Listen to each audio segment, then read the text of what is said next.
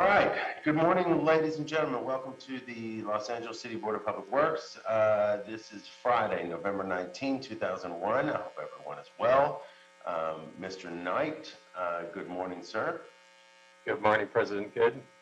Can we establish quorum, please? Of course. President Good, TJ Knight, Assistant Executive Officer, President Good, Vice President Garcia, President Pro Tem Davis, Commissioners Caloza and Villegas are present this morning. We do have a quorum.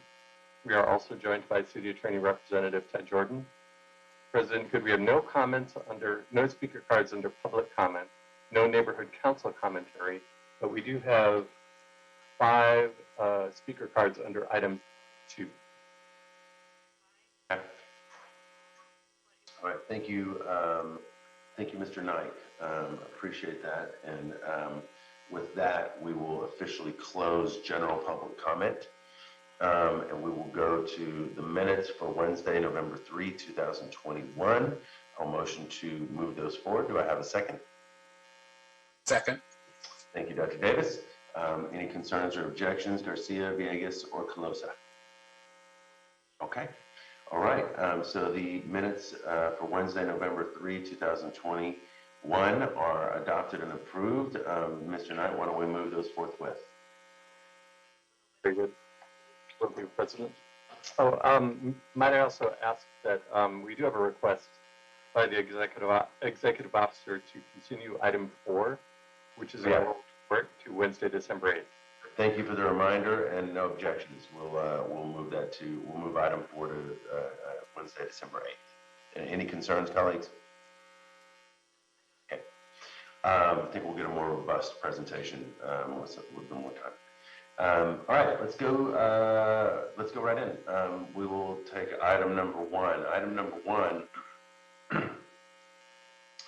is a revised task order solicitation number 11, AECOM Technical Services, Cesar Chavez Avenue, Lorena Street, Indiana Street Intersection Improvements Project, recommending the board authorize the city engineer to issue a revision of the TOS number 11 to AECOM Technical Services,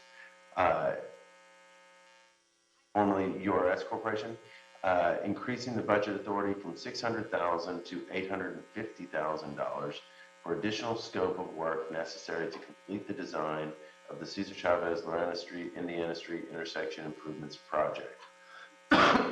Excuse me. I see Ms. Lau and Mr. Jimenez. I could have anticipated that. It's good to see you both. Ms. Lau, are you leading on the presentation? Yes, I am, President Good. Good morning. Good morning. Shirley Lau with the Bureau of Engineering. I'll first provide a quick project overview. This project is at the intersection of Cesar Chavez Avenue at Lorena Street and Indiana Street, which is a 5-legged intersection in the Boyle Heights community in Council District 14. Access to and through the intersection is currently controlled by traffic signals and stop signs, and the intersection also includes 2 traffic islands. Due to the complex configuration and the alignment of the intersection, vehicular traffic often experience significant delays and also traffic conflicts. So to mitigate the congestion and increase traffic safety in the area, DOT had originally proposed to reconfigure this intersection and convert it into a modern roundabout, in which the Bureau of Engineering is implementing this project. AECOM Technical Services has been the consultant providing engineering services for task order solicitation number 11 with an original budget of $600,000. The report before you today is to increase this task to AECOM Technical Services from $600,000 to not to exceed $850,000 for additional services, which in general includes utility relocation due to a water main line and to underground the power lines, in which AECOM will need to coordinate with LADWP and then incorporate the design into their plans. Also, we will be relocating the Mexican-American All Wars Memorial Monument to the newly constructed roundabout, and AECOM will be providing foundation design for this monument. We also have additional landscaping and irrigation revisions at the roundabout, and also while incorporating the memorial monument. And so that needs to be incorporated also into the design plans. Also, we did procure a sub-consultant in relation to the relocation of the La Gloria factory, tortilla factory, and emergency authorization for that portion of the task was given by Commissioner Caloza on July 26, 21 to begin that process. These design tasks are anticipated to be completed by February of 2022, in which the bid and award phase can be subsequently started. And the construction is anticipated to last approximately 2 years. Council District 14 is in full support of this additional scope of work and also the project itself.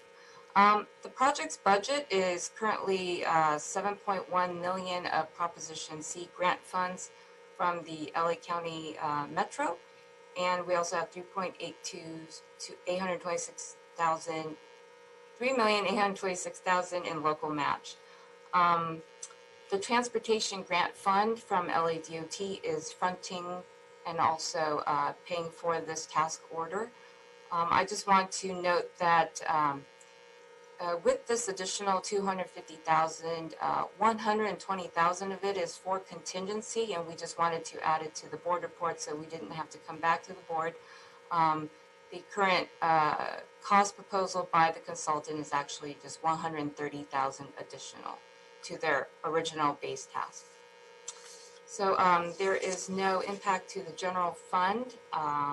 So that concludes my presentation. I'm happy to answer any questions. Thank you, Ms. Lau. I believe we have a caller for public comment on item 1. Is that correct, Mr. Knight? Yes, President Good, that is correct. I will ask him to unmute at this time. Okay. Attendee Joe? Can you hear me? Yes. Do you wish to offer public commentary on item 1? Yes. I'm just calling, in support of it. This has been a long process. I believe it's almost 14 years since this process started. As a longtime volunteer, a longtime Boyle Heights resident, it's an opportunity to bring something new. The monument will be 75 years old this coming Memorial Day, May. This is something that we residents and, as a son, as a Vietnam veteran, we would love to see something brand new. Again, the history of what men and women in Boyle Heights and East LA have done for this community, for this country, we should sort of honor them. I know there's a lot of history there, but this is something that goes way, almost 75 years old, that this monument has been standing where it's at. I think it deserves a nice upgrade, not take anything away from what we have now. That's definitely, as a veteran, a son as a veteran, Vietnam veteran, we definitely don't want to see anything taken away. We just want to see something improvement. And I think the turnabout that's going on, it will bring so much more history back to, people see it now and don't realize what it really means. To see something new, not new, but remodeled or upgraded, would bring more history back to this monument that stands there on the corner.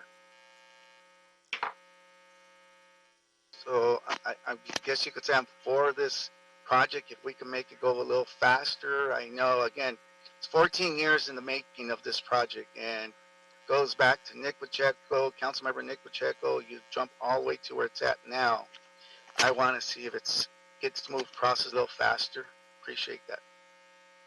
Thank you very much, Joe. Appreciate your time and appreciate you calling in. Okay, so we've had our presentation from Ms. Lau. Thank you for the public comment. Colleagues, questions and or discussion. Vice President Garcia, why don't you kick us off? Great. Thank you, President Good, and good morning to everyone. Shirley, Uri, good to see you like always. I have a very basic question. Given that AECOM has now given the task to design the monument that will be that will be placed or redesigned, are they working with any local, or are they tasked to look to work with any local groups, any local community organizations to make sure that this monument goes back up to a way that that community is, is approving of?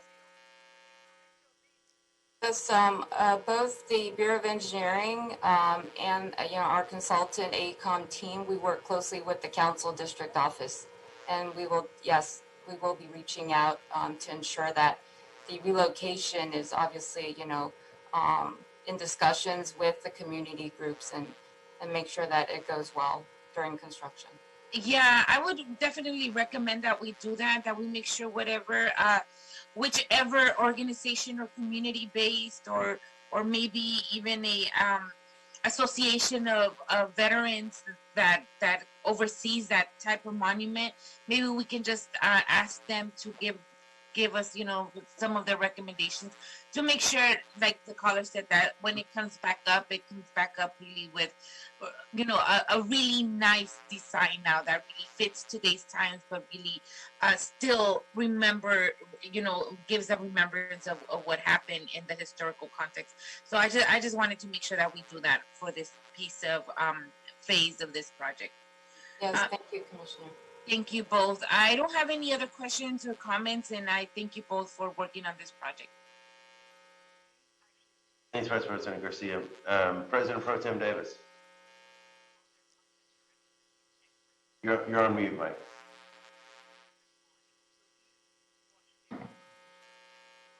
Thank you, Mr. President, and thank you so much for the report. I noticed that you said in terms of the funding, we have a local match of funding to the project. In terms of the fund that we do the local match from, what area of funding is that coming from? It is also from LADOT. It's their Proposition C local return. So, Okay. in fact, yeah, it is from LADOT's funds. Got it. Thank you. Thank you, Mr. President. Thank you, President Pro Tem Davis. Commissioner Villegas. Hi, thank you. Appreciate the report from BOE. Good morning, everyone. This project is a long time coming. I didn't grow up in this neighborhood, but I know my husband did. And, when I would visit and still visit his family, it's really well regarded. Lots of good food around there, and it's traditionally called Cinco Puntos. So I appreciate today's report, and I understand it has been a long time coming. And one who's driven through this area many times, it's significantly needed. And Shirley, I just have some, just minor technical questions. You said that the $250 increase is for utility relocations. Was there any knowledge of that prior to this project coming about, or were these things that were just discovered as AECOM started? No, I think they have always known that there would be utility relocation, but I think probably the undergrounding of the power is something new, and also the location because of the movement of the monument. So I think location of the utilities may have the relocation has changed, and so that's a little bit of additional scope that we're adding. Okay, thanks for that clarification. All right, I don't have any further questions. Appreciate the report. Thank you. Thank you, Commissioner. Thank you, Commissioner. Commissioner Clozo.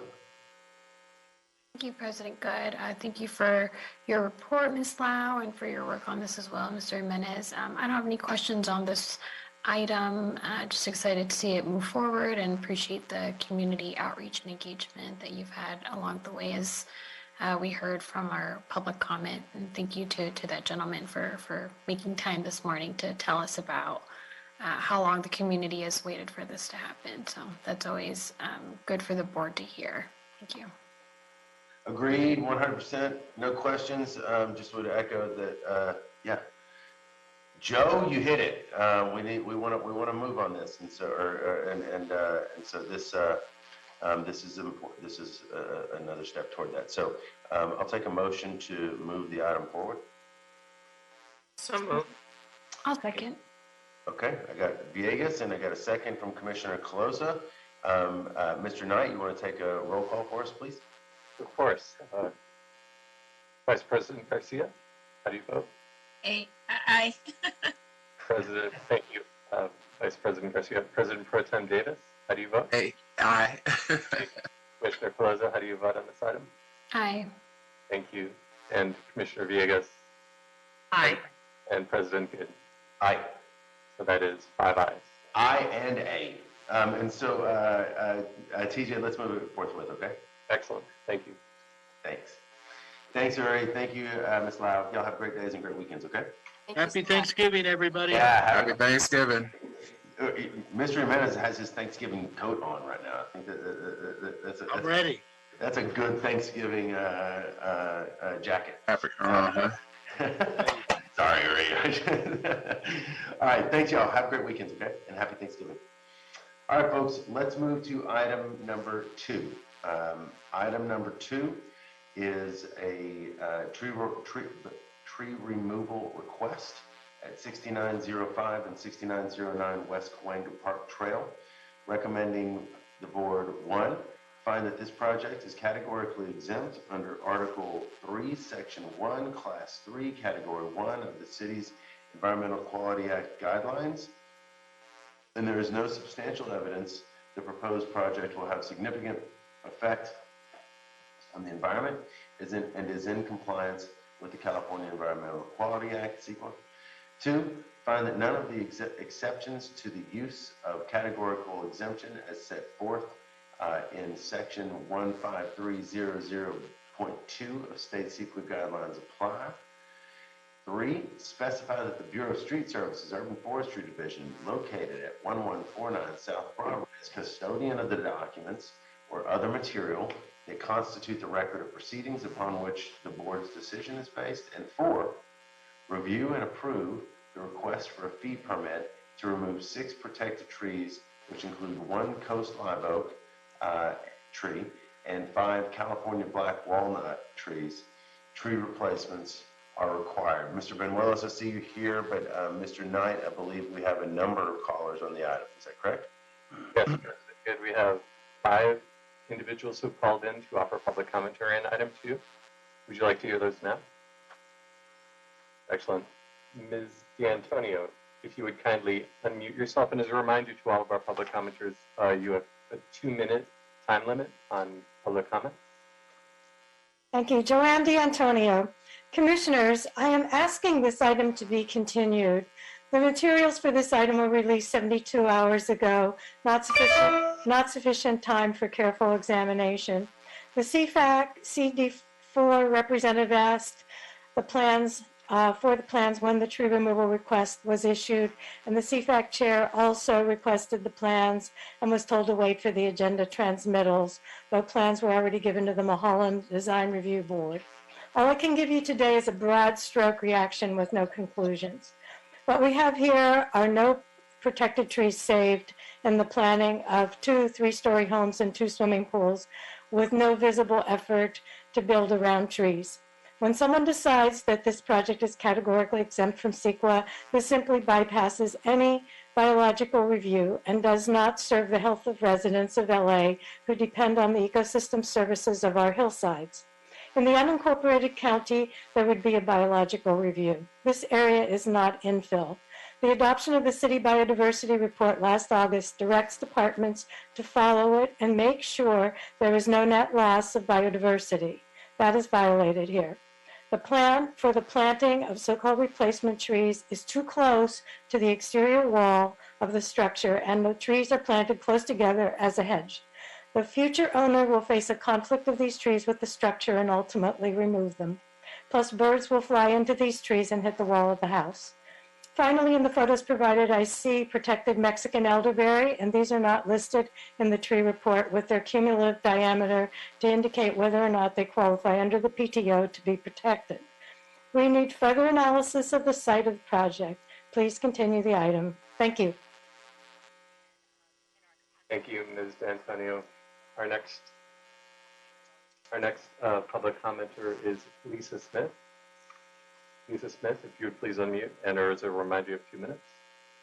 Yes, thank you. So I'm Lisa Smith. I'm the registered consulting arborist who drafted the report and have been to the site many times. And in the report, I provided context of the 2 lots that will be developed and the 3 trees on each of those individual lots. They're building very modest homes in the 1,400 and 1,800 range on these approximately 4,500 to 4,800 square foot lots. And these trees are obviously, people don't get to know the trees that I'm advising people to protect and to save and to retain and how to build around them. But these trees are located directly in the footprint of any structure that would be built because of the slope. Additionally, for instance, in my report, I identified the trees, 2 of which are resprouted suckers and stumps. So, for instance, on tree number 1 and tree number 2, which are the small juvenile little oak tree and the small juvenile black walnut tree, number 1 and number 2, you can see in the report robust photographs that show the base of the stump and how they resprouted, and that they are quite small. So they're not like a mature tree. The oak tree, in fact, is just all resprouted from the base. There are other trees that are in the 5 to, one's 2 inches, 2 inches, one's 10 inches at the base. So they are juvenile in size. 2 of them, as I mentioned, are stumps. I would say that the owners have shown mitigation at a 4-to-1 basis with new trees, and I recognize that it is tight, but we've allowed for ample space for them to grow so that they can fill in those spaces around the perimeter of the property and in the backyard and the front yard. So they do allow for the re-establishment. Black walnuts can be purchased in 15 gallons or whatever size is the largest from a nursery, and allowed to reestablish. Oh, you're welcome. Thank you. Thank you. Thank you. Our next speaker is Tara Harrison. Tara Harrison, you have 2 minutes. Hi, thank you. My name's Tara, and I've been working closely with the architect on this project. And I just wanted to let you know how long this project has been in planning. It's been many years, and actually it's been over a year to get to this hearing. We put a lot of care into the design of this project. They're all native plants and trees. We're replacing all the trees with 4 trees. Each juvenile tree that's coming out is going to be replaced with 4 larger trees. And I think it's going to be a place for urban wildlife to flourish. And right now it's in a state of drought. There's going to be an irrigation plan, and I think this property is going to be a great place for animals to live. And I wanted to point out that we're doing animal crossings on the back of both homes. So there will be a 15-foot strip where animals can cross back and forth through with this native plants and trees, and the urban wildlife can go back and forth. And the last thing I wanted to say is these 2 properties are, as Lisa pointed out, steep slopes. So the grading is necessary for a single-family home to exist. And that's it. That's all I have to say. Thank you. Thank you, Tara. Thank you. Our next speaker is Robert Chung, and I apologize if I'm not pronouncing your name correctly. Robert, would you like to offer commentary at this time? Yeah. Hello, Bo. My name is Robert. I'm the owner of the property. Just like Tara and Lisa mentioned, this property is on a very steep hillside slope, and we're very limited on where we can place the trees. And we definitely have taken consideration of the urban wildlife as well as the trees placement on the project where it suits the best for the environment and also our neighborhood. I just want to mention that the property is very limited on what we can build. We originally wanted to build 4 projects on this, but it wouldn't work at all for the environment and also for the neighborhood. So we decided to go with only 2 properties and try to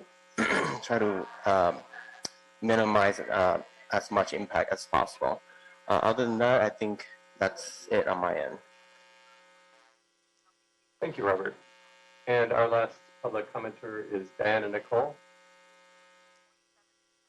Diana Nicole, if you would kindly unmute and offer your commentary.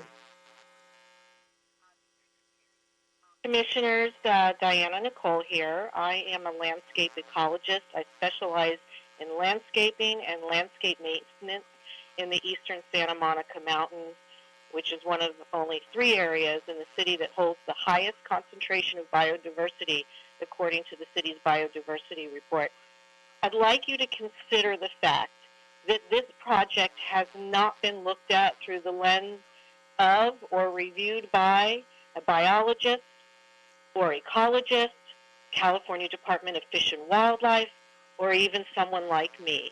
Despite its location and its proposal to cut down every protected tree, including rare walnuts, for luxury houses with pools, attorneys, architects, consulting arborists, and real estate speculators are not qualified to give you biological advice or advice on how this project will impact the wildlife. The City of LA is permitting the removal of rare and nearly threatened walnuts at a rate of about 1 every 6 days. That's because the process for protected tree removals is broken. Widespread development of the unimaginative kind that doesn't take our unique landscape and its environmental value into account is partially to blame. Also to blame is an attitude that our mature native trees are easily replaceable. Not your fault so much, but you do have the power to try to fix this by continuing this tree removal hearing so that I and others can look at the plans and come up with a way to save some trees. I think we can. We've done it before. Also, I'm particularly concerned about the replacement tree plan. I do this for a living for 20 years, and I can tell you, based on my review, that that plan proposes to plant walnuts in a way that they will be a maintenance problem, fire hazard, and will not ever grow to maturity. I'd be happy to provide the details of why the replacement plan is a problem if given the opportunity of more time. So please continue this item so we can take another look at the plan. Saving some trees, making sure the replacement will survive will not prevent the eventual... 2 minutes. Respectfully, everyone, 2 minutes is 2 minutes. Now, what I actually am going to ask is that the arborist, typically a party of interest, we do give time to actually continue on the issue. And Mr. Knight, I'd like to go back if the initial arborist, to make sure that they didn't have any more they wanted to add about this. Otherwise, we will go to deliberation. Although, did we have another?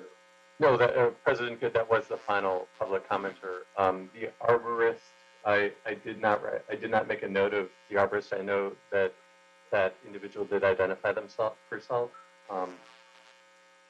Yes, this is Lisa Smith. Lisa Smith. Thank you. Yes.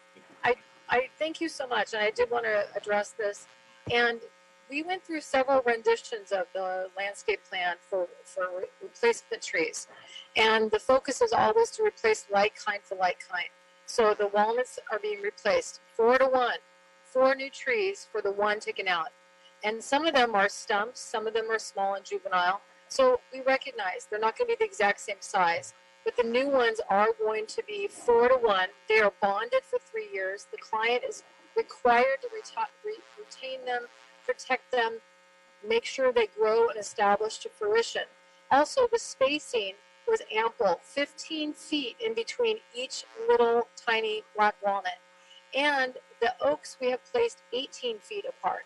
So the black walnuts are 14 to 15 feet and the oaks are 18. So we tried to make sure that we gave them all good space. They are going to mature. But we also need to remember that these lots are next to other lots that have black walnuts around them, right next to them. So birds are not going to be flying into the neighbor's black walnut and then fly into these and then hit a building. The birds are able to fly through this area and they are going to be able to access these trees. I did not observe any Mexican elderberry up there. And so I know that has been on the, that's on the list for quite a while coming down the pipeline. So I've been keeping my eye out for that. And also Toyin, of course. And Toyin and Elderberry were added February 4th of this year. So any projects that are going through have to be updated anyways. As of February 4th, all my reports have to be updated to include the new ordinance guidelines and the language, which is represented here in this report. So the replacements are great. They're going to be successful. They can install them. They have the space. They're even planting them far apart. 15 feet apart is a big, nice, generous amount. And Mr. Banuelos, Hector Banuelos, has requested that we always show that distance on the replacement plan, which is represented there, so you can see actually on the landscape plan what are the dimensions. I make them call them out. So I just want you to know I push back too. I get it. I understand that it's a sad thing, but regardless if they build a shack at the bottom of the hill, they would still have to grade all of this area due to the geological limitations of this site. So we're, going to make some lemonade out of this. Anyway, that's all. And if I can answer any other questions, please feel free to ask me. Thank you, Ms. Smith. All right, colleagues, let's hear from Mr. Banuelos. Hello, Mr. Banuelos. Hello, good morning, President Good, Commissioners, Hector Banuelos with Streets LA Urban Forestry Division. We have before us is a request for a permit to remove 6 protected trees, which include 5 Southern California black walnuts and 1 coast live oak at 6905 and 6909 West Cahuenga Park Trail in Council District 4. This site is located within the Mulholland Drive Scenic Corridor, and it was reviewed and it was approved by the Department of City Planning for the construction of 2 homes on 4 vacant lots. The 2 lots, ones that become 2 lots, will measure approximately 4,856 and 5,056 square feet, and will be 2 single-family dwellings at 1,468 and 1,819 square feet, respectively, at each of the residences here. So there are the coast live oak is all the trees, actually all 6 trees. There are 3 trees on each property that are growing within the footprint and directly adjacent to the footprint of the proposed homes. And we're always looking to preserve trees wherever we can, but in this case, it doesn't appear that it's going to be feasible. It's not feasible. The trees are going to be severely impacted, even the one right directly adjacent. The black walnut cannot sustain disturbance of the roots, and they're unfortunately have to be removed in order to allow construction of the 2 single-family residences. So the Department of City Planning did prepare the categorical exemption, a notice of exemption, and under California Environmental Quality Act guidelines, and the urban forestry did use what we call the NOA as a that properly addresses the removal of the trees here for this project here.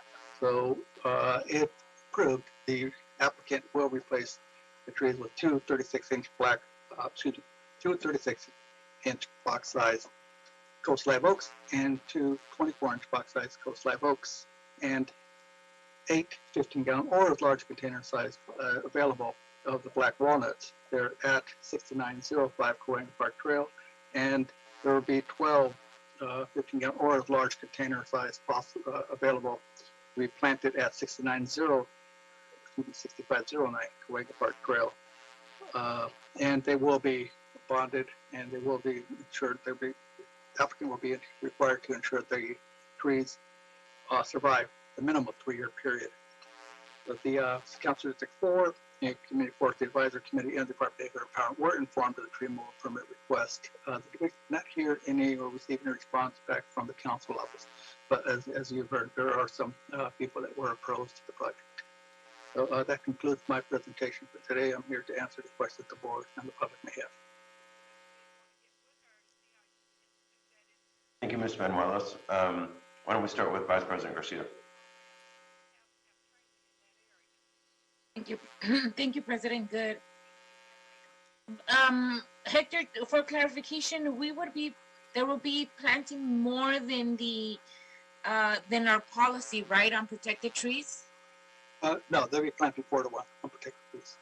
So they're matching our policy, right? The 4 to 1 for protect. Okay. Yes. I thought I heard more because I heard you say 12 protected coast live oak, and then I thought I heard you say another 6. That's all I was asking. Okay. No, they'll be actually, okay, go ahead. No, go ahead. Yeah, no, there's actually there's two 36-inch box size and two 24-inch box size coast live oaks planted at 6905. Okay. And the 12 Southern California black walnuts will be planted 50-gallon or large container size available at the 6509 going to Park Trail. Okay. Okay. Sounds good. Are any of these currently in what kind of health are they in? They're in fair health, I guess. And they're not the best, as Lisa mentioned. There are some, a couple of them that are like stump sprouts, basically just kind of growing larger over time. And so, yeah, they black walnuts typically right now, especially with the drought, not performing as well, but they're native, right? They're growing in native environments. They're not nurtured. They're not watered and irrigated. So they just survive. Yeah. So, but they're in fair health overall. Got it. Got it. Okay. Thank you for your report, Hector, and I appreciate everybody, the callers that called in today again. So thank you. That's all from me, President Good. Thank you, Vice President Garcia. Commissioner Closa? Thank you, President Good. Thank you for your presentation, Mr. Banuelos, and thanks to the applicant and project team as well as community members who called in. Can you just give us an overview of the health of the 6 trees that are up for removal? I know there was a variation explained in the board report, but if you can just go over the health of each tree, that would be helpful.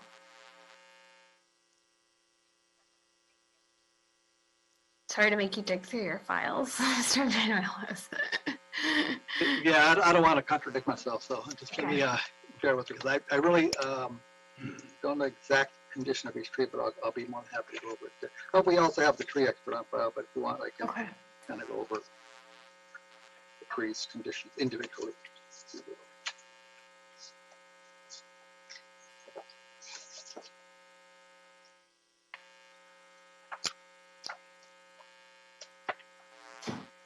I was just curious how many of them. I know there was none of them are stumps, right? They're all trees. Well, they're like, I'll go like tree number 1 and tree number 3. Those are like relatively poor condition. Those are like resuckering. Those are the ones that kind of resprouting. That was number 1, number 2, but actually number 1, number 3 that look like apparently they're just larger stumps, stump sprouts.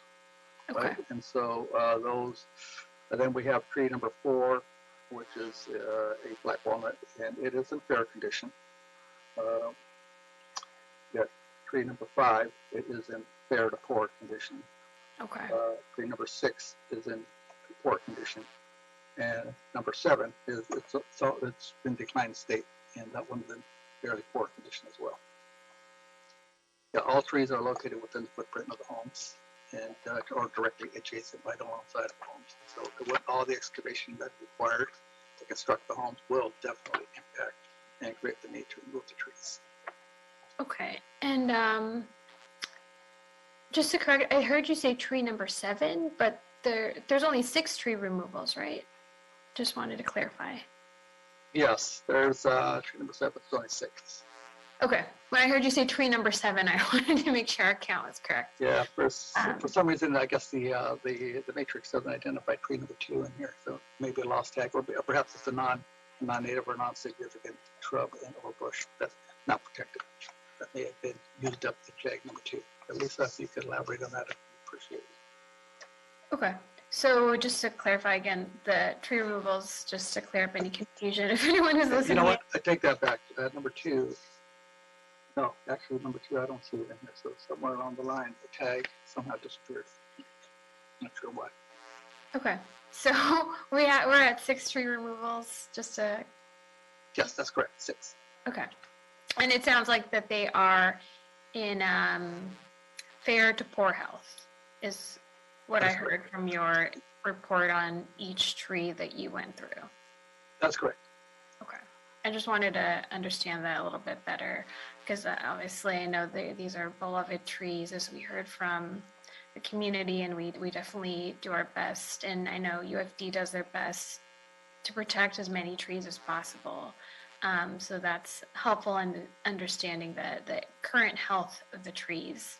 One of the other questions that I had too is I was looking through the attachments that went through the planning department. And I thought I saw originally that the project proposed the removal of only 3 trees. Can you explain what happened? I'd have to look at what page was that you're referring to, because there's 2 addresses here, and I know each one has 3 trees. Each one has Okay, 3 maybe trees that's to be removed. got it. Okay. So yeah, there's 2 addresses actually within the documents here. Okay, I'm looking at only one half of one of your transmittals. I'm looking at, let me see here. You gave us so many transmittals, Mr. Benuelos. Yeah, sorry, just trying to produce as much as we can. I know, I'm just kidding. Just ensure everything's covered. Here's a better question than I'll ask. I don't want to dig through the middle of the transmittals in the meeting. There's been no change from when the item was approved in planning with a number of tree removals with what's before us today, right? The same number of tree removals? No, there's no change.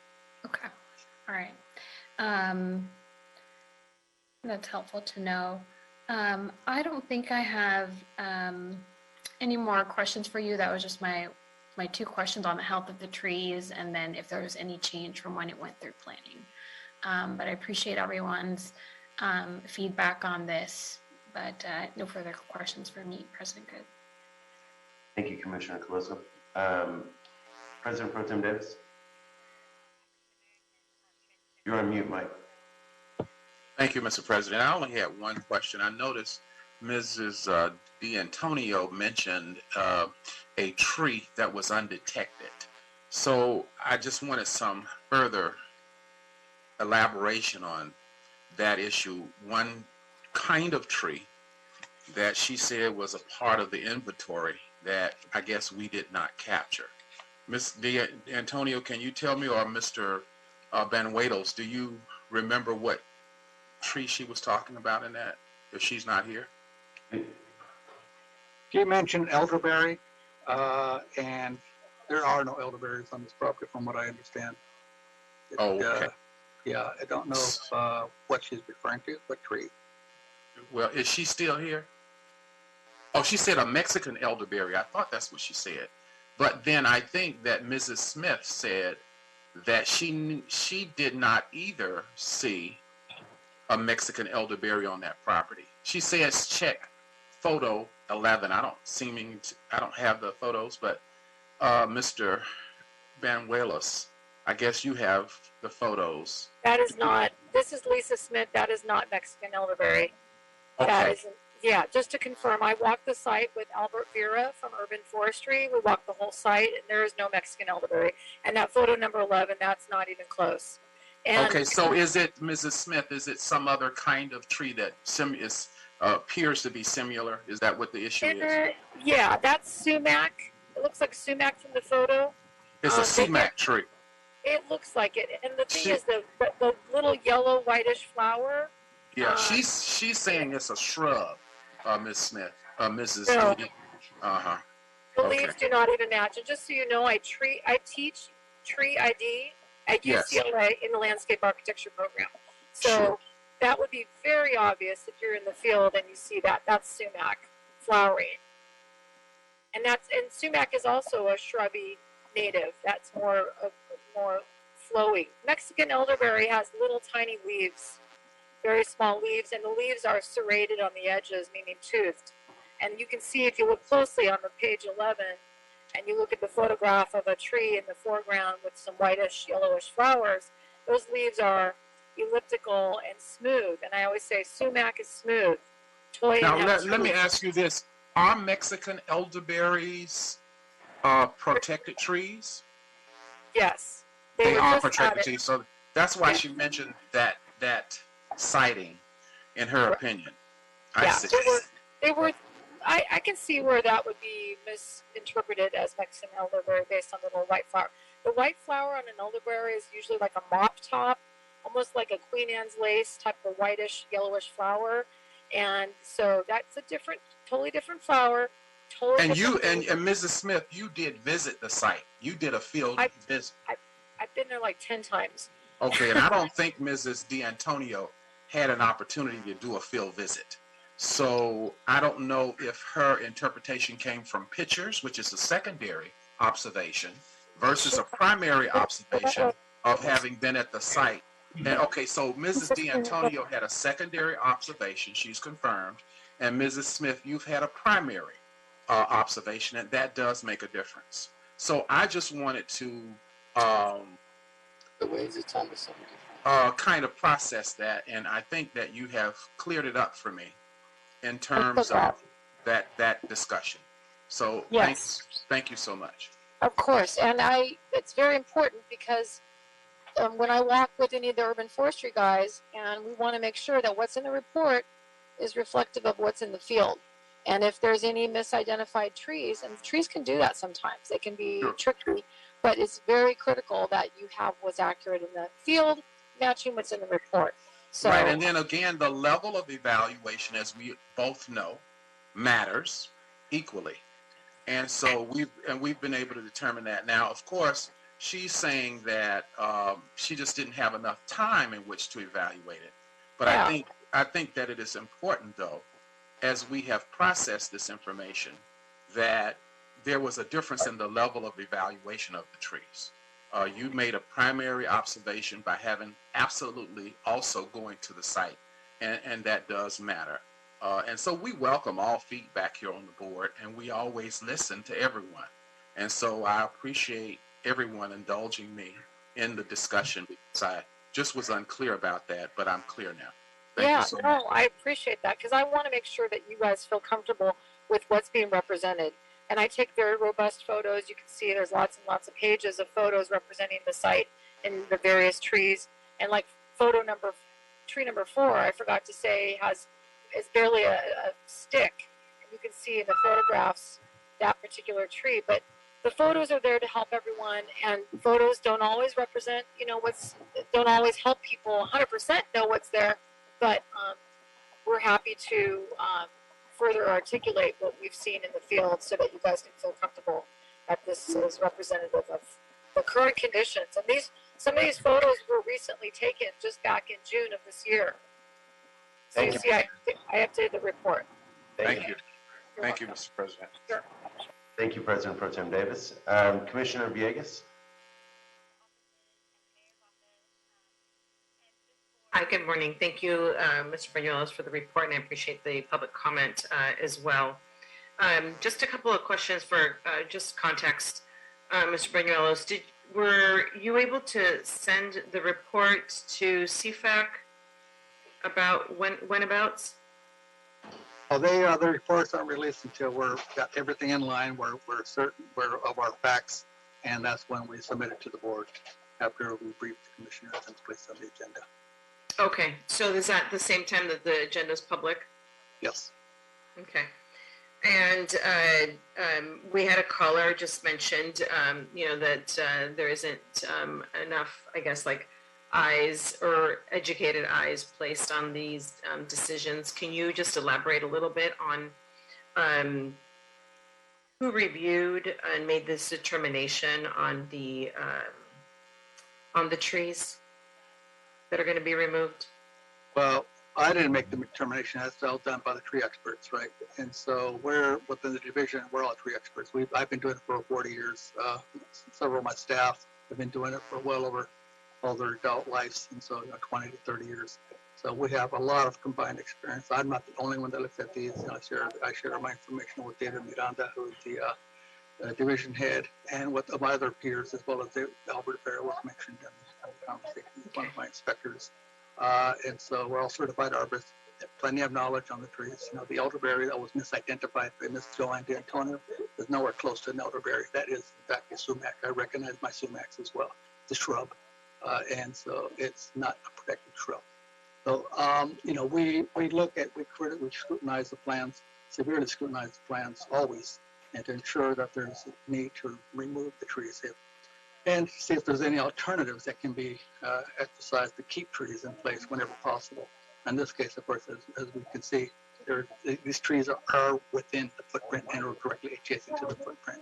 And we made the determination that we agree with the findings of the applicant. Well, actually, what the Department of City Plan. I mean, there's just no way to save these trees. Can you hold 1 second? If you are here and listening and you are not speaking, and that would actually be anybody other than Mr. Benuelos at this point, or Commissioner Villegas, can you please mute your phone?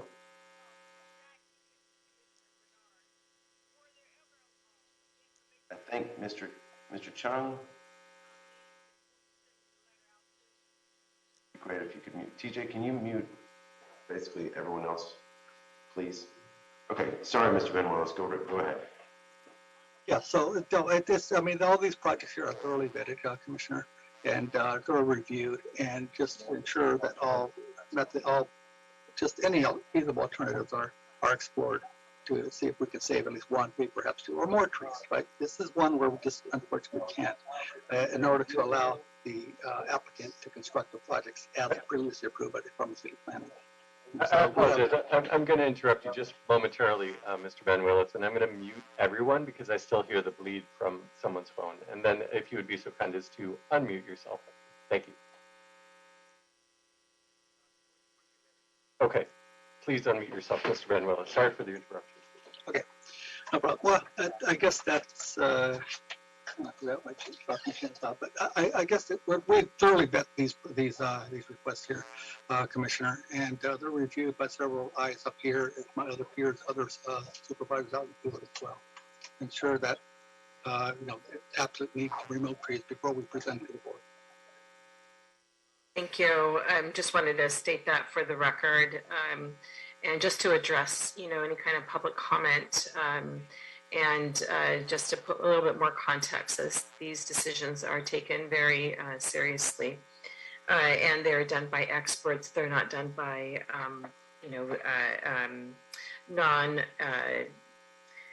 they are done by experts, not by folks that are not qualified. So thank you for elaborating on that, Mr. Benuelos.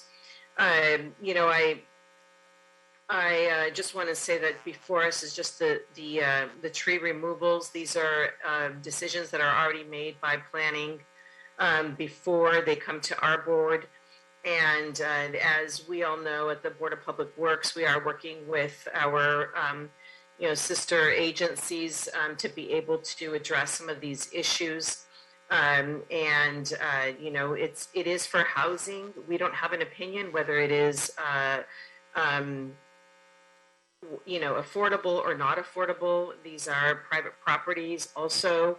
And so we don't make those determinations. And for us, the only item that is before us is the tree removal. I appreciate the work that our Bureau has done, Streets LA, and I appreciate the additional work by the consultant and by the owner of the property, creating a pathway for wildlife as we know it. Thanks. The replacement is 4-to-1. That is standard, and just wanted to make that known. But the fact that the owner is going to place irrigation on the property is significant. In the time of drought, so that the other trees that they're going to be planting will have will be able to flourish. At this time, I don't have any other questions. I just wanted to make those comments. Thank you. Thank you, Commissioner Villegas. Thank you, everyone, for coming to the meeting and providing your input and engaging.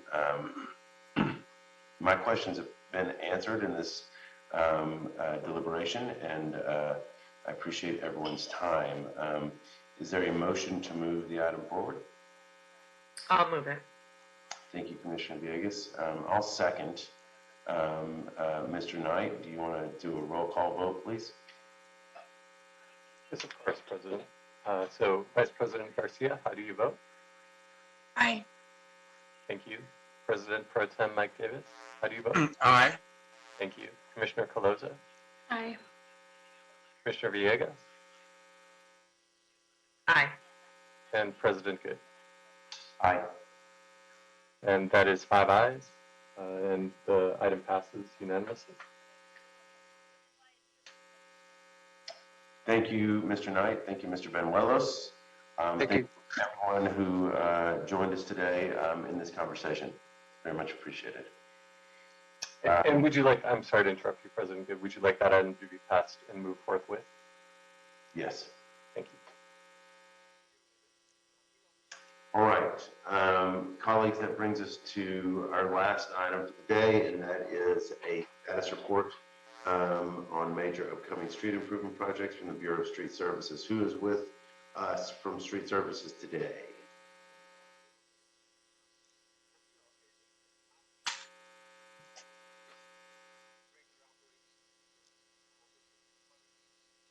Do we have someone here?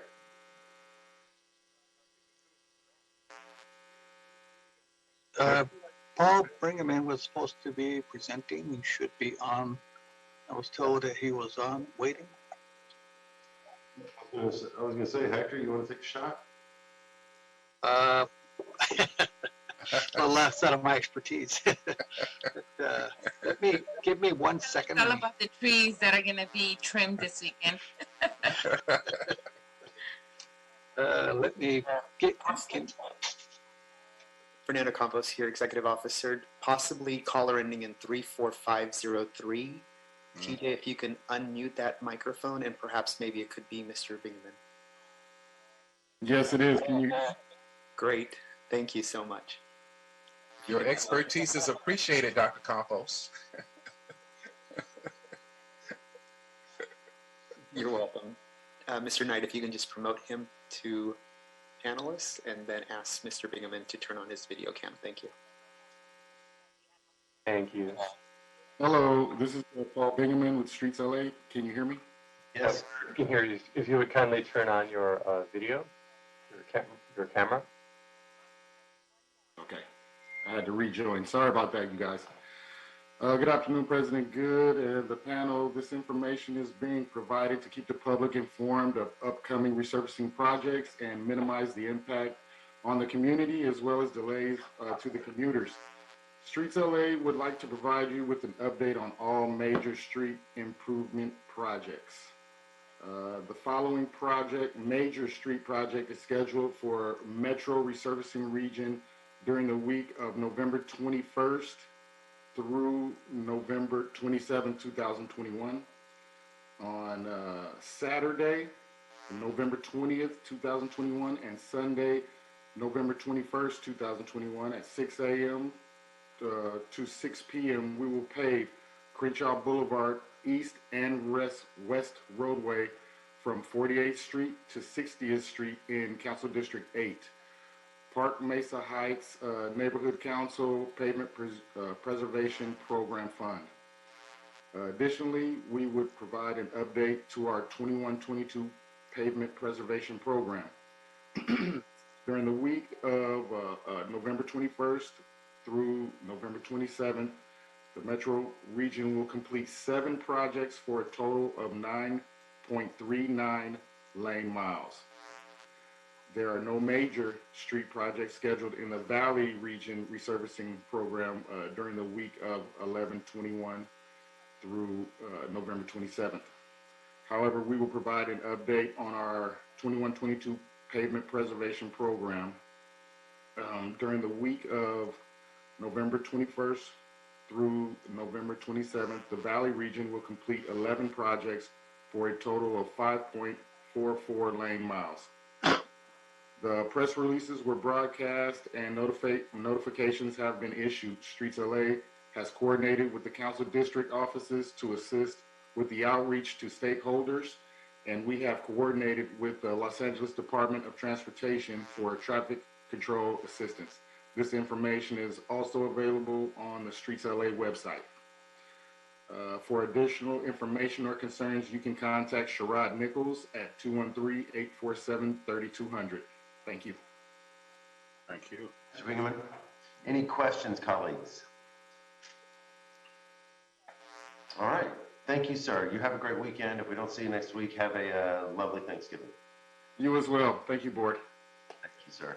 All right, Mr. Knight, does that clear the decks for today? Yes, it does, President Good. All right. Excellent. Thank you all very much. See y'all in 10. And I think I did that 3 times, so 10. And this meeting is officially adjourned. Thank you, everybody. Thank you.